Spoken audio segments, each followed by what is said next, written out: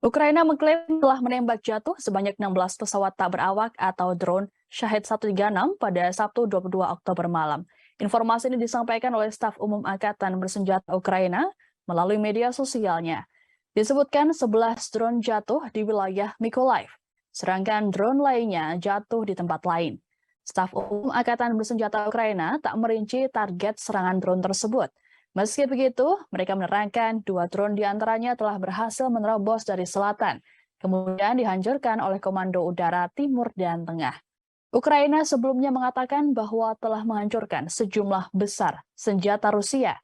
Rinciannya yakni 2.584 tank, 270 pesawat, dan 1.667 sistem artileri. Meski begitu, klaim ini belum dapat diverifikasi secara independen. Pada periode 13 September hingga 19 Oktober, Ukraina mengklaim telah menghancurkan lebih dari 200 pesawat tak berawak.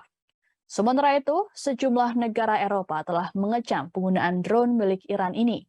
Negara-negara tersebut yakni Prancis, Inggris, dan Jerman. Mereka menuding Iran sengaja memasok drone kamikaze ini untuk Rusia. Ketiga negara tersebut lantas mendesak PBB untuk menyelidiki hal ini. Namun, hal tersebut mendapat kecaman dari Iran.